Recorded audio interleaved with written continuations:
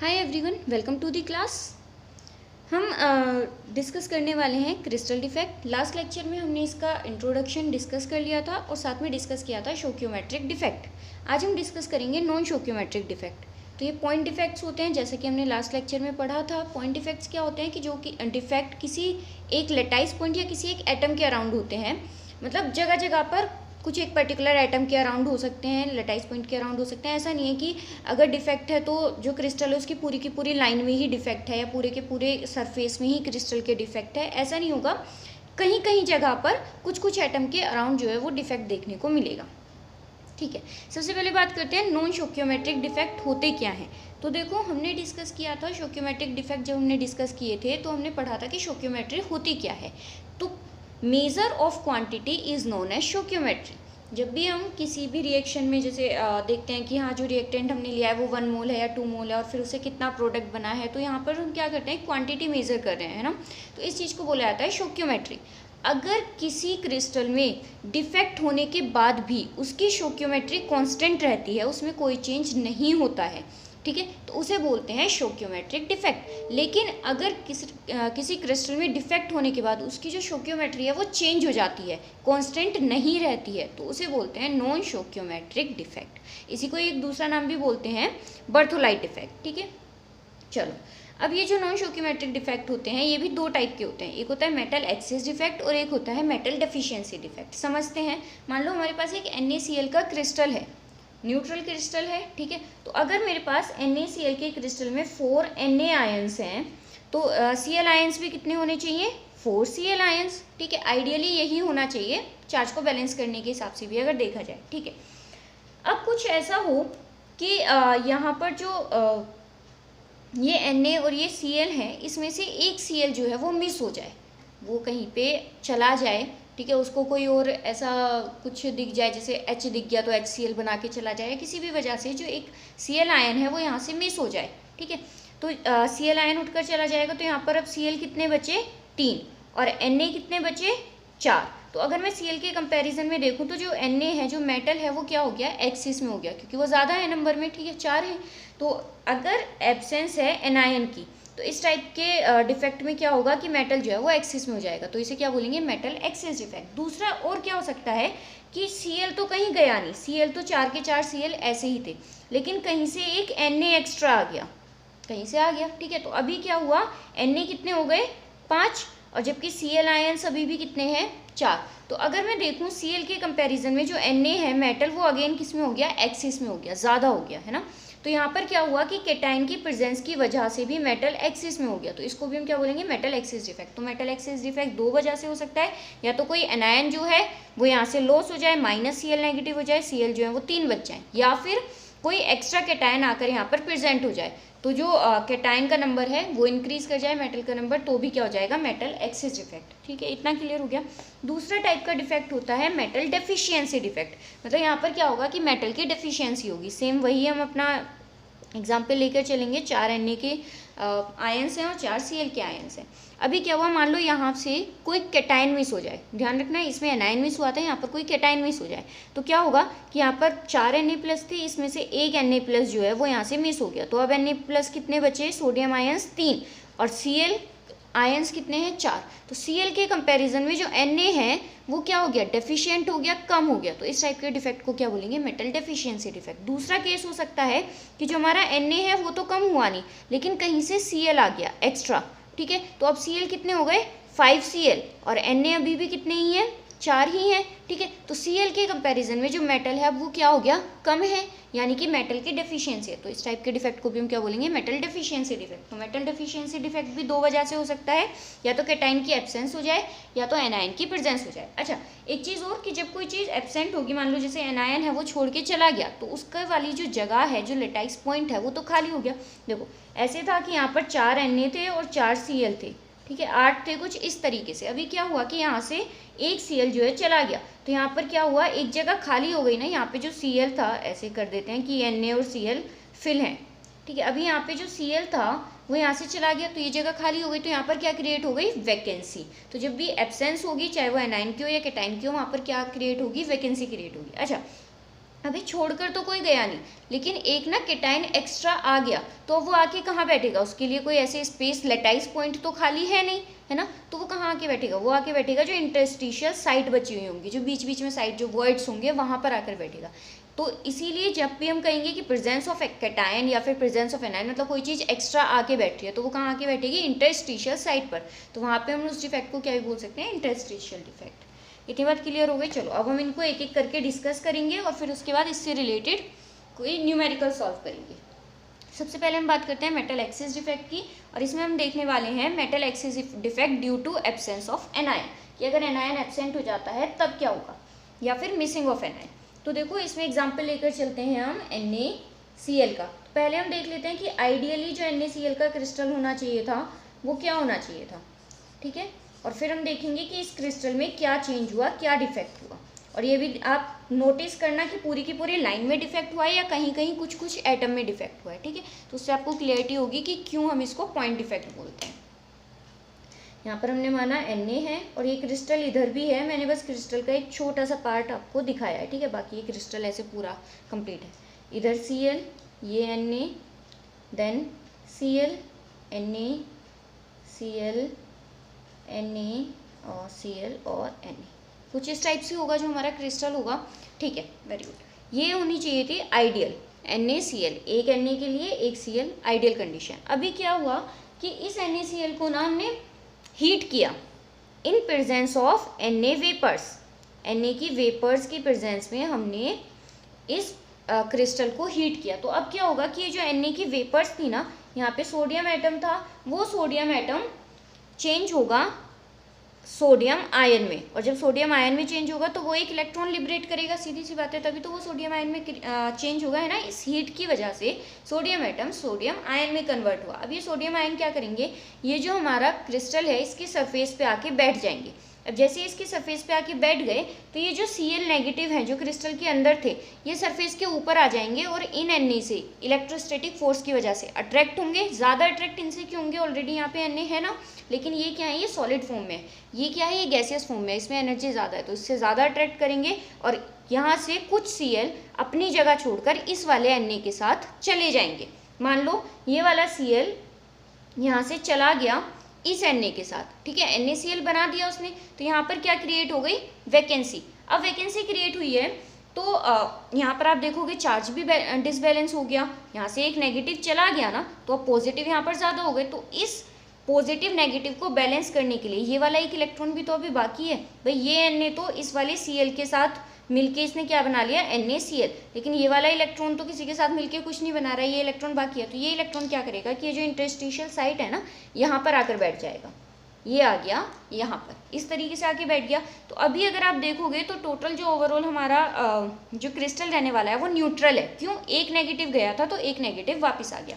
तो अब यहाँ पर हम लिख लेते हैं इस डिफेक्ट के बारे में कि सबसे पहले तो ये जो डिफेक्ट है ये होता किसकी वजह से है, तो ये होता है कि जैसे अगर हम NaCl की बात करें तो NaCl क्रिस्टल में क्या हुआ था, जब हमने इसे हीट किया Na वेपर्स की प्रेजेंस में, तो इलेक्ट्रोस्टैटिक फोर्स की वजह से जो Na प्लस के कुछ आयंस जो सरफेस पे आकर बैठ गए थे Cl नेगेटिव, उनसे अट्रैक्ट होगा और वो NaCl बन के बाहर चला जाएगा। और जो इलेक्ट्रॉन जो लिबरेट हुआ था इस पूरे सोडियम आयन बनने के प्रोसेस में, वो आकर इंटरस्टिशियल साइट पर बैठ जाएगा। तो यहाँ पर क्या क्रिएट हो गया, एक वैकेंसी क्रिएट हो गई। आपको ये दिख रही है ना, ये खाली जगह यहाँ पर क्रिएट हो गई, एक वैकेंसी क्रिएट हो गई। इसी को ही हम बोलते हैं इलेक्ट्रॉन जो है वो इस इंटरस्टिशियल जगह पर नहीं आके बैठेगा। क्यों बैठेगा, जब उसे यहाँ पर वैकेंसी दिख रही है तो वो वैकेंसी में ही आएगा ना, सॉरी, ठीक है, तो वो वैकेंसी में आके बैठ जाएगा। इस वैकेंसी को हम बोलते हैं एनायनिक वैकेंसी, एनायन की वजह से क्रिएट हुई है ना, तो एनायनिक वैकेंसी, ठीक है, एनायनिक वैकेंसी। तो यहाँ पर क्या होगा, जो क्रिस्टल है, क्रिस्टल रिमेन्स न्यूट्रल, जो क्रिस्टल है वो न्यूट्रल रहने वाला है। चार्ज का तो कोई चेंज हुआ ही नहीं है ना, जितना चार्ज पहले था उतना ही चार्ज बाद में। एक्चुअली हम जितने भी यहाँ पे इस डिफेक्ट में पढ़ेंगे उन सब में क्रिस्टल जो है वो न्यूट्रल ही रहने वाला है। चलो नेक्स्ट थिंग, आप मुझे बताओ कि यहाँ पर डेंसिटी पर क्या फ़र्क पड़ेगा, क्या डेंसिटी डिक्रीज होगी कि इंक्रीज होगी कि सेम रहेगी। तो आप यहाँ से देख रहे हो कि भाई जो Cl है वो निकल के चला गया है, इलेक्ट्रॉन का कोई मास नहीं होता। जब हम मास निकालते भी हैं तो हम क्या करते हैं, उसमें mass of proton plus mass of neutron calculate करते हैं, क्योंकि इलेक्ट्रॉन का मास होता है, ऐसा नहीं है कुछ भी नहीं होता, लेकिन बहुत ज़्यादा नेग्लिजिबल होता है, तो हम उसको कंसिडर ही नहीं करते हैं। तो यहाँ पर क्या हुआ कि Cl जो है वो छोड़कर चला गया। जब मास कम हुआ है, जो डेंसिटी होती है वो क्या होती है, मास अपॉन वॉल्यूम, मतलब मास के डायरेक्टली प्रोपोर्शनल। मास कम हुआ है ओवरऑल क्रिस्टल का, तो डेंसिटी भी क्या होगी, कम होगी। यानी कि इस केस में जो डेंसिटी है वो क्या कर जाएगी, डिक्रीज कर जाएगी।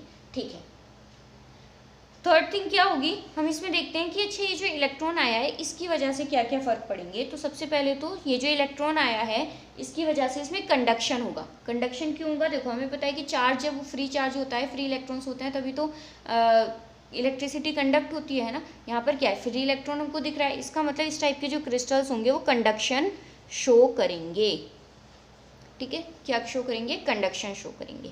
नेक्स्ट पॉइंट, ये जो फ्री इलेक्ट्रॉन है ये क्या है, अनपेयर्ड है। इसी तरीके से अगर और भी क्रिस्टल में जो भी बाकी जहाँ पे भी इलेक्ट्रॉन्स होंगे वो सब अनपेयर्ड होंगे, और जहाँ पे भी अनपेयर्ड इलेक्ट्रॉन्स होते हैं, हालांकि हम आगे और अच्छे से पढ़ेंगे, लेकिन यहाँ पे मैं आपको आइडिया दे देती हूँ कि जहाँ पर भी अनपेयर्ड इलेक्ट्रॉन्स आपको दिखेंगे वहाँ पर क्या होता है कि उस क्रिस्टल का नेचर कैसा हो जाएगा, पैरामैग्नेटिक नेचर हो जाएगा। तो यहाँ पर भी जो क्रिस्टल का नेचर है वो कैसा है, पैरामैग्नेटिक। क्यों है, क्योंकि हमें यहाँ पर फ्री इलेक्ट्रॉन जो अनपेयर्ड है वो दिख रहा है, तो पैरामैग्नेटिक इन नेचर। ठीक है, इतनी बात क्लियर हो गई। अब ये जो एनायनिक वैकेंसी क्रिएट हुई है ना, इसको हम एक और नाम भी बोलते हैं, वो नाम क्या बोलते हैं, एफ सेंटर। एनायनिक वैकेंसी और एफ सेंटर। और एफ की फुल फॉर्म अगर आप पूछो कि एफ क्या है, तो एफ एक्चुअली है फैरबेन्स सेंटर। क्या है एफ, फैरबेन्स सेंटर। ठीक है, क्या है, फैरबेन्स सेंटर, यानी कि फैरबेन्स सेंटर।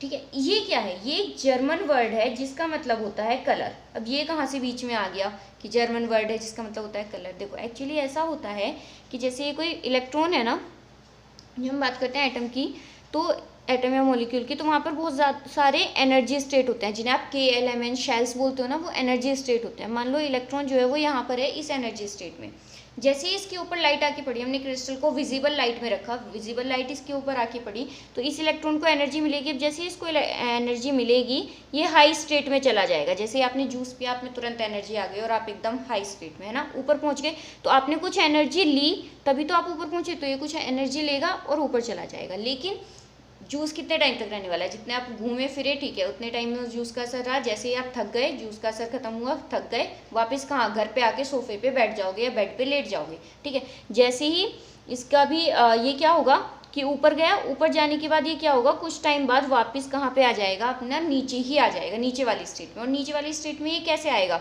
एनर्जी को लॉस करके। आपने भी तो एनर्जी लॉस की, तभी तो आप आके घर में दोबारा से बेड पे बैठे हैं ना, जो भी आपने खाया पिया था वो सब एनर्जी निकाल दी, लॉस कर दी, उसके बाद आके बैठे। तो जब ये नीचे आएगा तो ये कुछ एनर्जी को यहाँ से लॉस करेगा, और वो जो एनर्जी लॉस करेगा, एमिट करेगा, ठीक है, वो जिस वेवलेंथ की होगी हमें वही कलर दिखाई देगा। हमको आपको पता है कि जो जो वाइट सनलाइट होती है उसमें भी 7 कलर्स होते हैं और सबकी वेवलेंथ अलग अलग होती है। तो जिस वेवलेंथ की लाइट यहाँ पर ये इलेक्ट्रॉन एमिट करेगा, हमें जो क्रिस्टल है वो उसी कलर का दिखाई देगा। जैसे कि अगर हम बात करते हैं NaCl की, तो NaCl में जो ये इलेक्ट्रॉन है वो येलो कलर की लाइट देता है। ठीक है, येलो कलर वाली जो वेवलेंथ होती है ना, वो वाली रेडिएशन एमिट करता है, तो इसीलिए हमें NaCl का जो क्रिस्टल है वो किस कलर का दिखाई देता है, येलो कलर का। उसी तरीके से अगर मैं बात करती हूँ KCl की, तो इसमें कौन सा कलर हमें विजिबल होता है, वो होता है वायलेट कलर। और ऐसे ही अगर मैं बात करती हूँ LiCl की, तो LiCl में होता है पिंक कलर। ठीक है, LiCl का क्रिस्टल हमको किस कलर का दिखता है, पिंक कलर का। दैट मीन्स इतनी बात क्लियर हो गई यहाँ से कि जो ये F सेंटर है, ये जो इलेक्ट्रॉन है, इसकी वजह से क्या होगा, कलरेशन। ठीक है, कलरेशन इन क्रिस्टल, जो क्रिस्टल है वो हमें कैसा दिखाई देगा, कलर्ड दिखाई देगा। अच्छा, अब ये जो कलरेशन है, जैसे NaCl के केस में हमको येलो कलर दिख रहा था, देखो जितने ज़्यादा इलेक्ट्रॉन्स होंगे उतना ही ज़्यादा वो येलो कलर वाली वेवलेंथ एमिट करेंगे और उतना ही ज़्यादा हमें येलो कलर दिखेगा। मतलब ज़्यादा इलेक्ट्रॉन तो ज़्यादा डार्क वाला येलो, अगर कम इलेक्ट्रॉन्स हैं तो जो येलो कलर है वो हमको इतना डार्क नहीं दिखेगा, थोड़ा लाइट येलो दिखेगा, ठीक है। इसका मतलब जो ये F सेंटर है, अब इलेक्ट्रॉन कहाँ है, F सेंटर में ही है ना, तो जितने ज़्यादा F सेंटर उतने ज़्यादा इलेक्ट्रॉन, उतना ज़्यादा डार्क कलर, मतलब उतना ही ज़्यादा कलर की इंटेंसिटी। तो इसका मतलब जो F सेंटर है ये डायरेक्टली प्रोपोर्शनल है इंटेंसिटी ऑफ कलर, कि कलर उतना ही ज़्यादा इंटेंस होगा जितने ज़्यादा F सेंटर होंगे। आई होप इतनी बात अच्छे से क्लियर हो गई होगी, ठीक है। इसके बारे में हमको इतना ही पढ़ना था, अब आई होप समझ में आ गया होगा। नेक्स्ट की तरफ चलते हैं, इसे यहाँ से हटा देते हैं।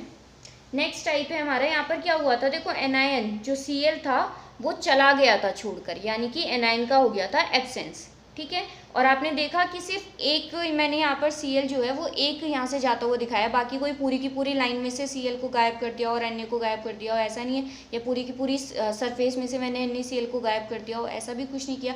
तो जो डिफेक्ट था वो किसी एक लेटाइज पॉइंट के अराउंड हुआ, इसीलिए इन डिफेक्ट्स को हम पॉइंट डिफेक्ट भी बोलते हैं। नेक्स्ट की तरफ चलते हैं। नेक्स्ट है metal excess defect due to presence of cation, ठीक है। तो इसके एग्जाम्पल है, जैसे कि फिर से हम वही कि एक एग्जाम्पल की हेल्प से करेंगे। यहाँ पर हम एग्जाम्पल लेने वाले हैं ZnO जिंक ऑक्साइड का, ठीक। वही करने वाले हैं कि आइडियल सिचुएशन क्या होनी चाहिए थी और फिर एक्चुअली हो क्या जाता है, ठीक। तो फटाफट से यहाँ पे क्रिस्टल ड्रॉ कर लेते हैं हम, ये हो गया, ठीक है। आइडियली क्या होना चाहिए कि Zn2 plus O2 negative, Zn2 plus O2 negative, Zn2 plus O2 negative, Zn2 plus O2 negative और Zn2 प्लस। आइडियली ऐसा होना चाहिए था, लेकिन पता है क्या होता है कि जैसे ये ZnO का ही एक क्रिस्टल है पूरा का पूरा, है ना। बहुत सारे क्रिस्टल्स हैं हमारे पास सॉलिड है। हमने क्या किया कि वो जो ZnO था उसको कर दिया हीट, ठीक है। इसको क्या कर दिया हीट, हालांकि ये रिवर्सिबल प्रोसेस होती है, होता रहता है, रिवर्स होता रहता है, होता रहता है, रिवर्स होता रहता है। जैसे हमने इसको हीट किया तो ये डिसोसिएट हो जाएगा Zn2 प्लस में और O2 नेगेटिव में। अब ऐसा तो है नहीं कि सिर्फ एक ही क्रिस्टल है या ये एक ही एटम या मॉलिक्यूल है तो सिर्फ एक ही रिएक्शन होगी, बहुत सारी होंगी। तो यहाँ पर क्या होता है कि ये जो ऑक्सीजन है ना, इसका फर्दर हो जाता है ऑक्सीडेशन। क्या हो जाता है, ऑक्सीडेशन, और ये बना लेती है half O2 molecule. O2 oxygen gas है, गैस बन के यहाँ से निकल जाती है और साथ में रह जाते हैं 2 इलेक्ट्रॉन। क्या रह जाते हैं साथ में, ये जो 2 नेगेटिव है ना, 2 इलेक्ट्रॉन लॉस करके यहाँ से ऑक्सीजन गैस की फॉर्म में यहाँ से चली जाती है। अब ये क्या करेगा कि जो वाला पार्ट यहाँ पर डिसोसिएट हो गया है, वो जो पार्ट डिसोसिएट नहीं हुआ है उसके पास जाएगा, क्या लेके जाएगा, ये Zn2 प्लस लेके जाएगा और 2 इलेक्ट्रॉन लेके जाएगा, क्योंकि भाई ये तो गैसेस फॉर्म में उड़ चुकी है, यहाँ से जा चुकी है, ठीक है। अब ये क्या करेगा, इसकी वजह से ये जो Zn2 प्लस है ना, ये इस क्रिस्टल में आके, कोई जगह फ्री तो है नहीं, तो ये क्या करेगा कि इसकी जो इंटरस्टिशियल साइट है वहाँ पर आकर बैठ जाएगा। ये Zn2 प्लस कहीं बाहर से आया, आउटसाइड से, और आकर जो इंटरस्टिशियल साइट है वहाँ पे बैठ गया। खाली Zn2 प्लस तो आके बैठेगा नहीं, ये 2 इलेक्ट्रॉन कहाँ जाएंगे, ये भी तो यहीं आएंगे, तो ये भी इसके इंटरस्टिशियल साइट में मान लो इस तरीके से आकर बैठ गए। तो अगर आप ओवरऑल क्रिस्टल की न्यूट्रलिटी की बात करते हैं तो क्रिस्टल अभी भी न्यूट्रल है। 2 प्लस एक्स्ट्रा आए थे तो 2 ही इलेक्ट्रॉन उस प्लस चार्ज को बैलेंस करने के लिए ऑलरेडी आ गए हैं। क्रिस्टल हमारा अभी भी क्या है, न्यूट्रल है, ठीक है। तो देख लेते हैं, इसको लिख लेते हैं कि किस तरीके से हम इसको दिखाएंगे। हम ये वाला कर रहे हैं, ठीक है। तो in this kind of defect, in this defect, इस टाइप के जो डिफेक्ट होते हैं उसमें क्या होता है, in this defect some extra cation from outside occupy some interstitial site। क्या हुआ कि कोई एक्स्ट्रा कैटायन आया बाहर से और उसने कोई इंटरस्टिशियल साइट को ऑक्यूपाई कर लिया। लेटाइज जगह तो खाली नहीं है, कोई वैकेंसी तो है नहीं, तो उसको इंटरस्टिशियल साइट ही करनी पड़ेगी, ठीक है, ऑक्यूपाई। अब ये जो पॉजिटिव चार्ज इस कैटायन के आने की वजह से, देखो एक्स्ट्रा कैटायन आया है ना, इसलिए हमने नाम रखा प्रेजेंस ऑफ कैटायन। साथ के साथ रिलेट करते चले जाओ, ठीक है। द एक्स्ट्रा पॉजिटिव चार्ज, अब ये जो एक्स्ट्रा पॉजिटिव चार्ज आया इसको बैलेंस कौन करेगा? The extra positive charge is balanced bye electron liberated during oxidation of oxide. जब ऑक्साइड का ऑक्सीडेशन हुआ था तो उस टाइम जो नेगेटिव चार्ज लिबरेट हुआ था, जो इलेक्ट्रॉन लिबरेट हुए थे, निकले थे, वही क्या करेंगे, ये जो एक्स्ट्रा पॉजिटिव चार्ज आया इस कैटायन की वजह से उसको बैलेंस आउट कर लेंगे और हमारा जो क्रिस्टल है वो ओवरऑल क्या रह जाएगा? न्यूट्रल रह जाएगा। ठीक है। अच्छा, अब इस केस में आप मुझे बताओ कि डेंसिटी पे क्या इम्पैक्ट पड़ेगा? क्या डेंसिटी इंक्रीज होगी कि डिक्रीज होगी कि क्या होगा? तो आप देख रहे हो कि यहाँ पे एक्स्ट्रा मास जो है वो आके बैठ गया है, तो जब मास बढ़ा है तो डेंसिटी मास के डायरेक्टली प्रोपोर्शनल, तो डेंसिटी क्या करेगी? यहाँ पर इंक्रीज करेगी। ठीक है, इतनी बात क्लियर हो गई। मतलब क्रिस्टल जो है वो न्यूट्रल रहने वाला है, डेंसिटी जो है वो इंक्रीज करने वाली है। Okay, complete. नेक्स्ट की तरफ चलते हैं। नेक्स्ट है मेटल डेफिशिएंसी डिफेक्ट। देखो, metal access defect already complete हो चुके हैं, अब हम बात करने वाले हैं मेटल डेफिशिएंसी डिफेक्ट की। फिर वही एग्जाम्पल की हेल्प से हम इसको बहुत अच्छे से समझेंगे कि एक्चुअली हो क्या रहा है। सबसे पहले हम बात करेंगे due to absence of cation, cation के एब्सेंस की वजह से क्या होगा। ठीक है, तो एग्जाम्पल लेके चलते हैं। मान लो हमारा जो एग्जाम्पल है वो FeO है। ठीक है, तो यहाँ पर क्या है, देखो सबसे पहले तो आपको पता कैसे चलेगा कि यहाँ पर मेटल डेफिशिएंसी डिफेक्ट जैसी कोई बात हो रही है। जब आप FeO का कंपोजिशन देखोगे ना तो ये आपको कुछ इस तरीके से लिखा हुआ दिखेगा कि Fe0.93O। आइडियली होना क्या चाहिए था? देखो यहाँ पर Fe2+ और ऑक्सीजन 2- की फॉर्म में होते, तो अगर हम यहाँ से फॉर्मूला देखें तो क्या होगा? Fe1O1 है ना। जब आप फॉर्मूला बनाते हो तो ये यहाँ पे +2 इसके नीचे -2 क्रॉस मल्टीप्लाई, तो ये Fe2O2, 2 से 2 कैंसिल, मतलब रेशो हो गया ना ये 2:2, तो इसको हम क्या लिख सकते हैं? 1:1। तो ये एक्चुअली फॉर्मूला होना क्या चाहिए था? Fe1O1 FeO। लेकिन यहाँ पर आपको इसको पहचानने के लिए तरीका बता रही हूँ कि यहाँ पर जब भी आपको ये इस तरीके से 1:1 के रेशो में या इस तरीके से होल रेशो में ना दिखकर ये आपको कुछ इस तरीके से दिखे कि 0.93O, तो आप समझ जाइए कि यहाँ पर कहीं ना कहीं मेटल डेफिशिएंसी डिफेक्ट की बात हो रही है। एक्चुअली ये ऐसा हुआ क्यों होगा? देखो ऐसा हुआ होगा कि मान लो ऑक्सीजन के अगर हमारे पास 50 आयंस थे, ठीक है, तो यहाँ पे ऑक्सीजन पे कितना 2 नेगेटिव चार्ज होता है, तो टोटल चार्ज कितना हो गया? 100 नेगेटिव। ठीक है, तो Fe पे अगर +2 चार्ज होता तो यहाँ पर भी अगर हमें इसको बैलेंस आउट करना है, अपने जो हमारा क्रिस्टल है उसको न्यूट्रल रखना है, तो यहाँ पे 100 पॉजिटिव होने चाहिए थे। 100 पॉजिटिव का मतलब Fe आयंस भी कितने होने चाहिए थे? 50 होने चाहिए थे। O नेगेटिव भी 50 और Fe भी 50, तो ऐसे केस में क्या होता? 50 से 50 वही रेशो अगर हम लेते तो FeO आ जाता। ठीक है, लेकिन यहाँ पर क्या आ रहा है? यहाँ पर ये नहीं आ रहा है। एक्चुअली यहाँ पे हुआ क्या होगा? किस वजह से ऐसा हो सकता है कि ये जो Fe2 पॉजिटिव होने चाहिए थे हमारे क्रिस्टल में पूरे के पूरे, ये Fe2 पॉजिटिव ना होके कुछ तो Fe2 पॉजिटिव होंगे और कुछ Fe3 पॉजिटिव होंगे। मान लिया हमारे पास 2 Fe3 पॉजिटिव थे।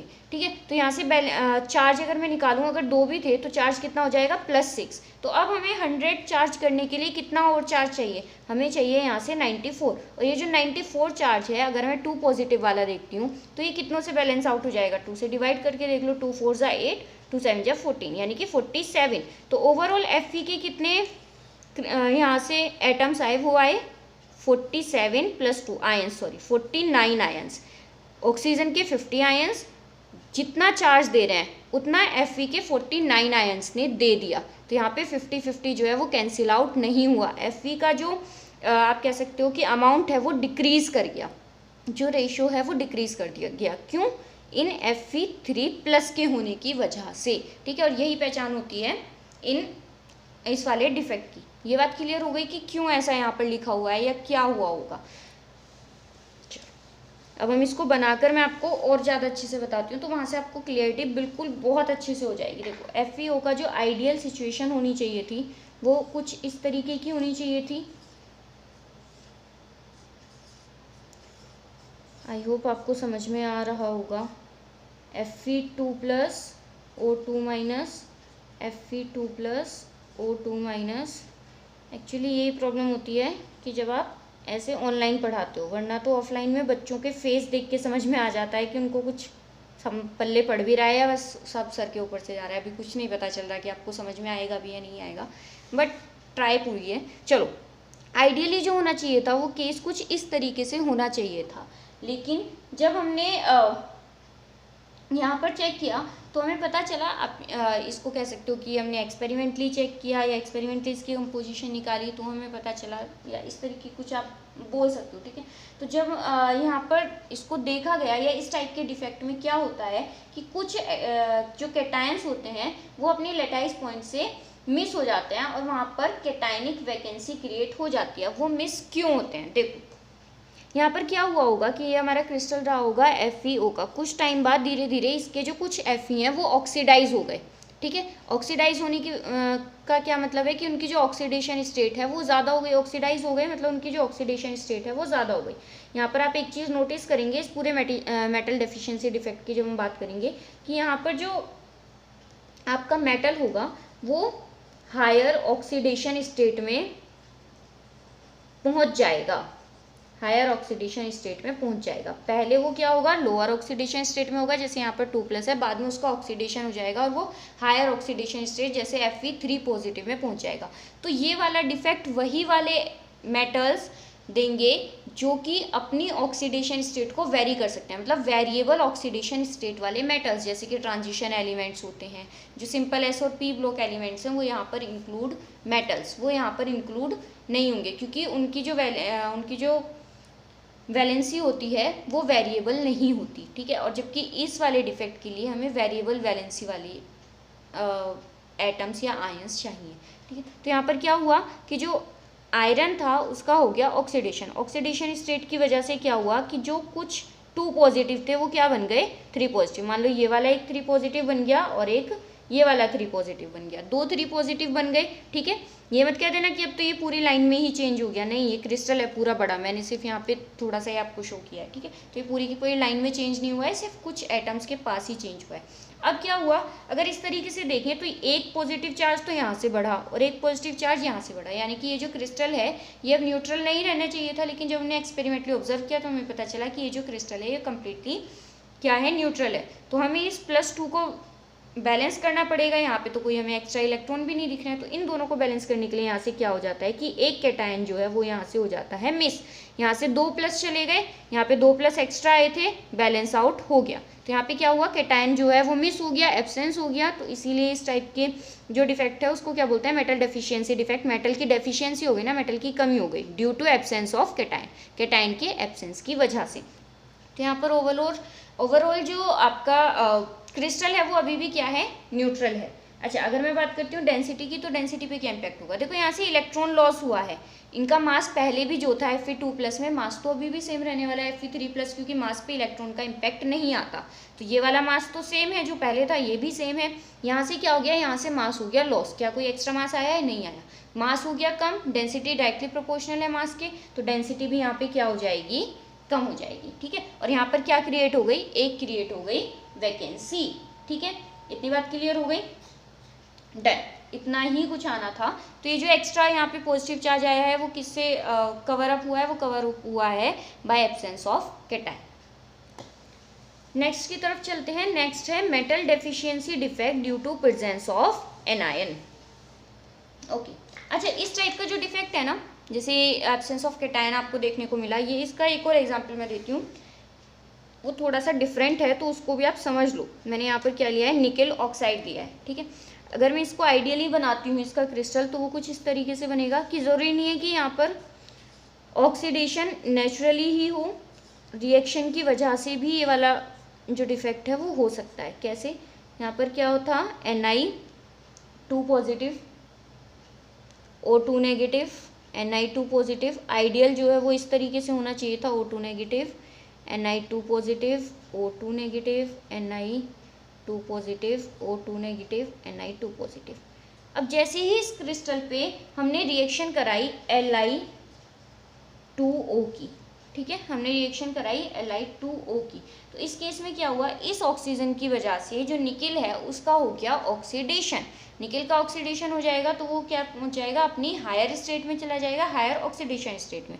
मान लो यहाँ से ये एक Ni जो है वो Ni3+ बन गया। अब जब Ni3+ बना तो यहाँ पे क्या हुआ, एक प्लस चार्ज एक्स्ट्रा हो गया, उस प्लस चार्ज को कंपनसेट करने के लिए यहाँ पर क्या होता है कि एक Ni2+ यहाँ से गायब हो जाता है।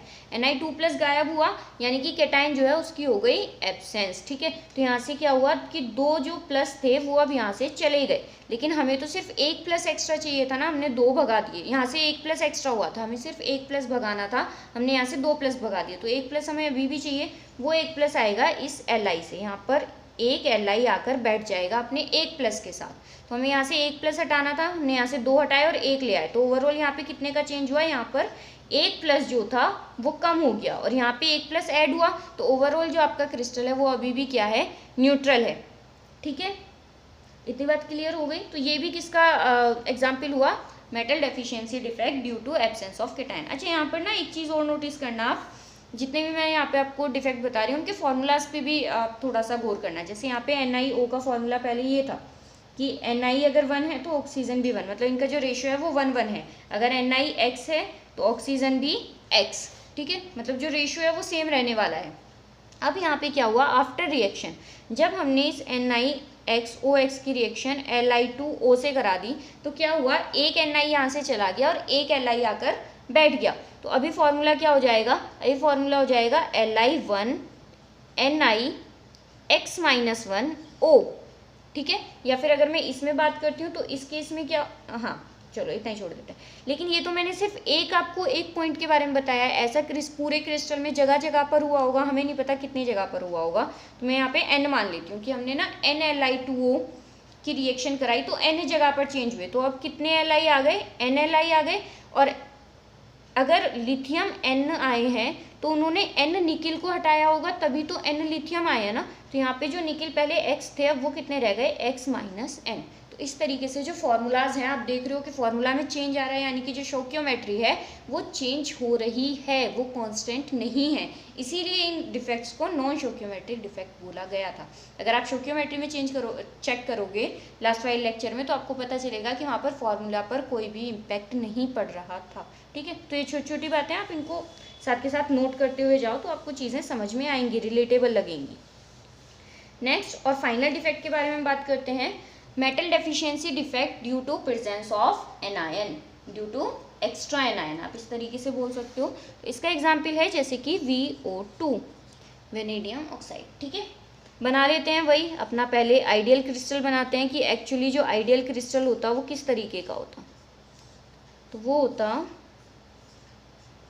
कुछ इस टाइप में। यहाँ पर क्या हुआ, जो आपका वेनेडियम है वो, सॉरी ये मैंने गलती से, वेनेडियम 4+, ऑक्सीजन 2-, वेनेडियम 4+, और ये वेनेडियम 4+ को ओवरऑल बैलेंस करने के लिए यहाँ पर ऑक्सीजन जो है वो वेनेडियम से डबल होंगे, ठीक है, O2-। अभी के लिए मैं आपको ऐसे ही करके दिखा रही हूँ, अदरवाइज जो ऑक्सीजन है वो डबल होंगे। आपको दिख भी रहा है ना, ऑक्सीजन डबल है। अगर वेनेडियम 1 है तो ऑक्सीजन क्या है, डबल है। मैं बस आपको क्रिस्टल में समझाने के लिए उस तरीके से बना रही हूँ प्रॉपर, ठीक है। O2- और वेनेडियम 4+। आइडियली जो हमारा क्रिस्टल होना चाहिए था वो ऐसा होना चाहिए था, लेकिन अभी यहाँ पे क्या होगा कि जो एक कोई यहाँ पर एक्स्ट्रा एनायन आकर बैठ जाएगा। कैसे, आउटसाइड से, कहीं बाहर से आके यहाँ पर एक कोई एक्स्ट्रा एनायन आकर बैठ जाएगा। मान लो मैंने इसको क्या कराया, यहाँ पर भी कराया ऑक्सीडेशन, या फिर आप कहो कि ऑक्सीजन से रिएक्शन। तो अभी क्या होगा कि जैसे ही इसकी ऑक्सीजन से रिएक्शन होगी तो जो ऑक्सीजन है वो कन्वर्ट हुआ O2 नेगेटिव में। देखो ऑक्सीजन था वो किस में कन्वर्ट हुआ, O2 नेगेटिव में। या फिर आप कह सकते हो कि अगर मैं एक्स्ट्रा VO2 ही यहाँ पर लेकर आऊँ, ठीक है, तो उसमें से O2 4 नेगेटिव, मतलब 2 ऑक्सीजन और दोनों के दोनों 2 नेगेटिव और 2 नेगेटिव, तो ये क्या हुआ, O2 4 नेगेटिव की फॉर्म में यहाँ पर आ गए, ठीक है। तो ऑक्सीडेशन हुआ, ऑक्सीडेशन होने में क्या होगा कि जो आपका वेनेडियम है उसकी ऑक्सीडेशन स्टेट चेंज होगी। अगेन क्या मिलेगी, हायर ऑक्सीडेशन स्टेट। ये मैं आपको पहले बता चुकी हूँ कि इसमें ये तो होगा ही होगा। तो मान लो यहाँ पर एक वेनेडियम था, उसकी ऑक्सीडेशन स्टेट अब हो गई +5, यहाँ पर एक था उसकी ऑक्सीडेशन हो गई +5, ठीक है। तो हमें 2 प्लस मिले और उनको बैलेंस आउट करने के लिए यहाँ पर एक ऑक्सीजन विथ 2 नेगेटिव आकर बैठ जाएगा। या फिर आप कहो कि यहाँ पर 4 वेनेडियम में चेंज हो गए, ठीक है, और उसकी जगह यहाँ पर 2 ऑक्सीजन 2 नेगेटिव लेकर आकर बैठ जाएंगे। इंटरस्टिशियल जगह पर ही आएंगे क्योंकि कोई भी वैकेंसी खाली नहीं है। तो यहाँ पर क्या हुआ कि मेटल की हो गई डेफिशिएंसी। आप देखो यहाँ पे जो एनायन है वो एक्स्ट्रा हो गए ना मेटल के कंपैरिजन में। पहले जितने एनायन थे अभी एक O2 एक्स्ट्रा आ गया, ठीक है। तो मेटल की हो गई डेफिशिएंसी। किस वजह से डेफिशिएंसी हुई? क्योंकि एक्स्ट्रा एनायन प्रेजेंट था, इस वजह से डेफिशिएंसी हुई। तो इसीलिए इस डिफेक्ट को क्या बोला गया? Metal deficiency defect due to presence of anion. I hope समझ में आ गया होगा। यहाँ पर भी क्या होगा कि जो मेटल है उसकी ऑक्सीडेशन स्टेट जो है वो हायर हो जाएगी, +4 से +5 में कन्वर्ट हो गई। अच्छा, आप मुझे बताओ कि यहाँ पर जो डेंसिटी होगी क्रिस्टल की उस पर क्या इम्पैक्ट पड़ेगा? तो आप देख रहे हो कोई भी मास यहाँ से गया तो है नहीं, उल्टा एक्स्ट्रा मास यहाँ पर आया ही है। मास बढ़ा क्रिस्टल का ओवरऑल, तो डेंसिटी भी क्या करेगी? बढ़ जाएगी, क्योंकि डेंसिटी डायरेक्टली प्रोपोर्शनल है मास की। आई होप क्लियर हो गया होगा। तो ये तो हो गए आपके क्रिस्टल डिफेक्ट। क्रिस्टल डिफेक्ट यही है, इनके आप एग्जाम्पल अच्छे से देख लेंगे। अब हम इस पर बेस्ड एक न्यूमेरिकल सॉल्व करते हैं, ठीक है। और उसके बाद आपका ये वाला डिफेक्ट कंप्लीट हो जाएगा। नेक्स्ट हम इम्प्योरिटी डिफेक्ट की बात करेंगे पार्ट 3 में, ठीक है। ओके, क्वेश्चन कुछ इस तरीके से है, देखो मैं लिख देती हूँ complete. The composition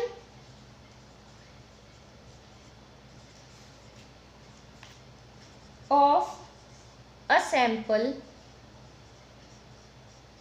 is Fe 0.93 O 1.00. What percentage of iron is present in form of Fe3? Question में ये कह रहा है कि एक हमारे पास सैंपल है, उसकी कंपोजिशन कुछ इस तरीके की है। Fe 0.93 O 1.00. What percentage of Fe is present in form of Fe3? तो ये जो सैंपल है इसमें Fe, देखो सबसे पहले तो आप ये नोटिस करो कि यहाँ पर कोई भी होल नंबर नहीं है। दैट मीन्स यहाँ पर हम कौन सा वाला डिफेक्ट होगा? Metal deficiency defect, non stoichiometric defect. आप इस चीज़ को ध्यान रखो कि यहाँ पर क्या होगा, सॉरी मेटल डेफिशिएंसी नहीं, नॉन स्टोइकियोमेट्रिक डिफेक्ट। दोनों ही डिफेक्ट्स में आपको यहाँ पर ये चीज़ दिखेगी, ठीक है। भले ही मेटल एक्सेस डिफेक्ट की बात करो या मेटल डेफिशिएंसी की बात करो, क्योंकि यहाँ पर मेटल जो है वो कम है in comparison to non metal, तो इसीलिए मेटल डेफिशिएंसी डिफेक्ट वाली की बात करें। तो दैट मीन्स यहाँ पर क्या होगा, ये किस वजह से कम होगा? ये इसी वजह से तो कम होगा क्योंकि कुछ तो Fe2+ होंगे जो एक्चुअली होने चाहिए थे। अगर सारे Fe2+ होते तो ये 1:1 का रेशो यहाँ पे कंप्लीट आ जाता, लेकिन यहाँ पर 1:1 का रेशो कंप्लीट नहीं है। इसका मतलब यहाँ पर कुछ क्या होंगे? Fe3+ होंगे। तो वो आपसे पूछ रहे हैं कि जो Fe3+ है ये कितने % प्रेजेंट है। अब देखो परसेंट भी ना 3 तरीके से फाइंड आउट होती हैं। एक तो है कि इस पूरे Fe में ही Fe3 कितना % है इसके कंपैरिजन में। एक हो सकता है कि पूरे के पूरे सैंपल में Fe और ऑक्सीजन सबको मिला के अगर हम परसेंटेज देखें तब Fe कितने % है। और एक हो सकता है कि Fe जो है वो कितने % है % बाय वेट, वेट में कितने % है, ठीक है। तो इसको हम तीनों ही तरीके से सॉल्व करेंगे। क्वेश्चन में आपको कुछ ना कुछ दिया होगा जिससे आपको आइडिया लग जाएगा कि कौन से % की बात करें। यहाँ पर हम तीनों ही करेंगे, इसलिए हमने क्वेश्चन को ओपन एंडेड छोड़ दिया है, ठीक है। यहाँ पर कुछ भी एज सच स्पेसिफाई नहीं किया। तो सबसे पहले स्टार्ट करते हैं। मान लेते हैं let total anion is equal to 100। हमने मान लिया कि जो टोटल एनायन है वो कितने हैं? 100 है, ठीक है। यानी कि जो हमारे पास ऑक्सीजन है O2 नेगेटिव वो कितने हो गए? 100 हो गए। पहले 1 थे, जो हमें गिवन है वो 1 था, अभी कितना हो गया? 100। ये हमने मान लिया कि हम उसको 100 मान रहे हैं, मतलब हमने 1 को 100 टाइम्स कर दिया। तो जो हमारा Fe है वो भी कितना हो जाएगा? देखो Fe कितना था? 0.93। हम इसको भी क्या करेंगे? 100 टाइम्स करेंगे बैलेंस करने के लिए। तो Fe के जो आयंस हैं वो कितने हो जाएंगे? 93। तो Fe आयंस वो कितने हो गए? 93, ठीक है। लेट Fe, अब Fe की जो आयंस है, चलो मैं लैंग्वेज नहीं लिख रही हूँ, मैं बस आपको समझा रही हूँ, क्योंकि अगर एग्जाम में बोर्ड्स में आता है तब तो आपको लैंग्वेज लिखनी पड़ेगी, अदरवाइज अगर कंपटीशन में आता है तो वहाँ पे लैंग्वेज कुछ भी नहीं, ठीक है। तो Fe आयंस 2 टाइप के होंगे, Fe2+ होंगे और Fe3+ होंगे। हम मान लेते हैं कि जो Fe2+ आयंस हैं उनको हमने x कहा, नंबर ऑफ आयंस, और Fe3+ को हमने y कहा। तो टोटल x + y कितने होने चाहिए? 93 होने चाहिए। Fe आयंस कितने होने चाहिए? 93। अब हमें पता होता है, दो वेरिएबल है ना हमारे पास, तो दो इक्वेशन होनी चाहिए। हमें पता होता है कि जो नॉन स्टोइकियोमेट्रिक डिफेक्ट होते हैं ना, इसमें क्रिस्टल ओवरऑल हमेशा न्यूट्रल रहता है, ठीक है। तो जितने नेगेटिव चार्ज होंगे उतने ही पॉजिटिव चार्ज होंगे।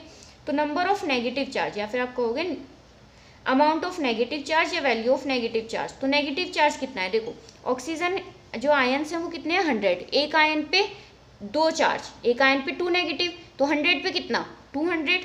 भाई एक नेगेटिव एक ऑक्सीजन आयन पे 2 नेगेटिव चार्ज है ना, तो 100 पे कितने होंगे, 100 × 2 यानी कि 200। तो नेगेटिव चार्ज यहाँ पर कितना है ओवरऑल, 200। तो पॉजिटिव चार्ज भी कितना होना चाहिए, to make crystal neutral, crystal को न्यूट्रल करने के लिए पॉजिटिव चार्ज भी कितना होना चाहिए, 200 ही होना चाहिए। पॉजिटिव चार्ज आएगा किससे, एक्स और वाई से। एक्स थे 2 पॉजिटिव और वाई थे 3 पॉजिटिव। मान लो Fe2 पॉजिटिव है हमारे पास 2 क्रिस्टल आयंस और Fe3 के हैं 1 आयन, तो टोटल चार्ज कितना हो जाएगा, 2 × 2+, यानी कि यहाँ से आएगा हमें +4, क्योंकि एक आयन पे +2 है तो 2 आयन पे +4, जो यहाँ पे एक पे कितना है, +3। तो ओवरऑल हमको चार्ज कितना मिला, +7 है ना। लेकिन यहाँ पर 2 ना होके x है, तो कितना हो जाएगा, 2x चार्ज यहाँ से हमको मिलेगा प्लस का, और यहाँ पर 1 ना होके y है, तो हमको कितना मिलेगा, +3y चार्ज।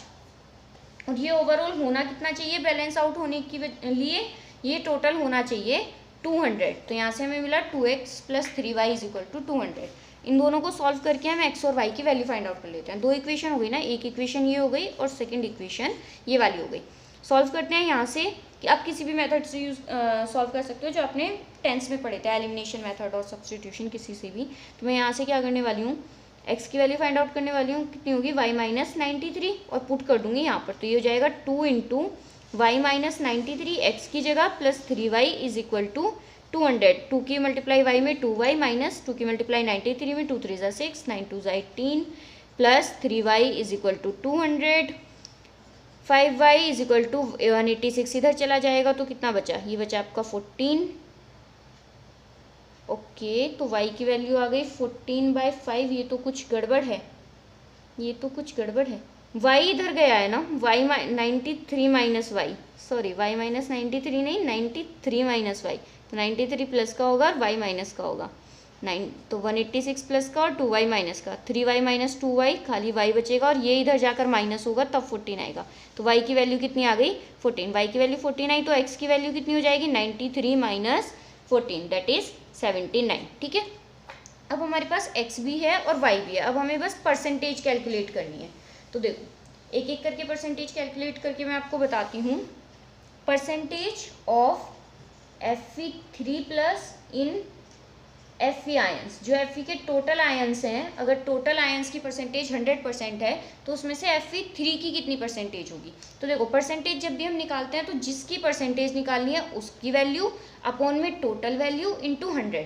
तो यहाँ पे क्या होगा, नंबर ऑफ Fe3+ आयंस की, Fe3+ आयंस कितने हैं divided by total Fe ions, total Fe ions कितने थे हमारे पास, और इंटू 100।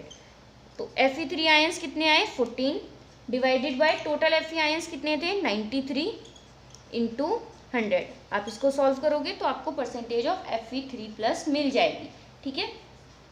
अब नेक्स्ट ये तो हो गया कि अगर हमने Fe आयंस में से परसेंटेज निकाली है। परसेंटेज ऑफ, अगर हमें Fe3+ आयन की परसेंटेज इन FeO, अगर हमें इस पूरे सैंपल में या इस पूरे क्रिस्टल में Fe की चाहिए, तो यहाँ पर क्या होगा, ऊपर तो वही आएगा नंबर ऑफ Fe3+ आयंस, क्योंकि हमें इसी की परसेंटेज चाहिए।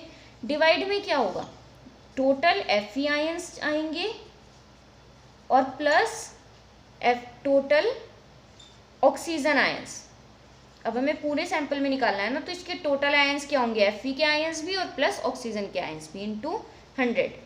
ये हो जाएगा number of Fe3+ 14 upon Fe93 oxygen के आयंस 100 इंटू 100। इसको सॉल्व करोगे तो आपको परसेंटेज मिल जाएगी Fe3 की इस पूरे सैंपल में।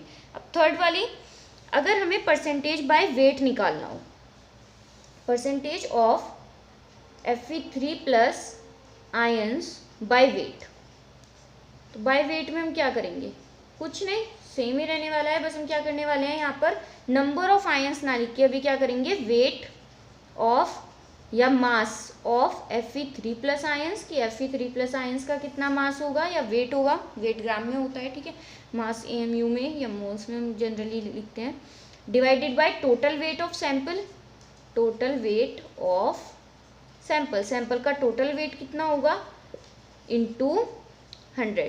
तो देखो टोटल वेट ऑफ सैंपल की जब हम बात करेंगे तो यहाँ पर दो टाइप के एटम्स है हमारे पास, Fe का है और ऑक्सीजन का, Fe2+ और Fe3+। वेट में तो कोई डिफरेंस नहीं आएगा ना, मैंने आपको बताया था कि इलेक्ट्रॉन की वजह से या पॉजिटिव कि कितना उसमें पॉजिटिव चार्ज है Fe2+ और Fe3+। यहाँ पे क्या हुआ है, एक इलेक्ट्रॉन ही तो लॉस हुआ है, इलेक्ट्रॉन का वेट तो हम वैसे भी काउंट नहीं करते, तो दैट मीन्स इनका जो वेट है वो सेम ही रहने वाला है जितना Fe का होता है, ठीक है, ओके। तो वेट ऑफ Fe3+ आयंस यानी कि वही कि Fe आयन जो आपका आयरन है उसका वेट कितना है, तो एक आयरन का वेट कितना होता है 56 ग्राम। अगर एक की बात करें तो यहाँ पर कितने हैं 14 है, तो 14 का वेट कितना हो जाएगा 56/14 इज डिवाइडेड बाय, फिर अगेन Fe, टोटल Fe कितने थे 93 इंटू 56, क्योंकि एक का वेट 56 प्लस ऑक्सीजन, ऑक्सीजन का कितना होता है 16, टोटल ऑक्सीजन है कितने 100, एक का 16 तो 100 का 100 इंटू 16 और इंटू कर देंगे 100, और जैसे ही आप इसको सॉल्व करोगे आपको परसेंटेज मिल जाएगी Fe3+ आयंस की बाय वेट। आई होप आपको ये कॉन्सेप्ट समझ में आया हो। इसके अलावा भी अगर आपको कोई प्रॉब्लम रह जाती है आप मुझे कमेंट बॉक्स में बता सकते हैं, कोई सजेशन देना है, फीडबैक देना है, वो भी आप कमेंट बॉक्स में बता सकते हैं। Thank you for watching.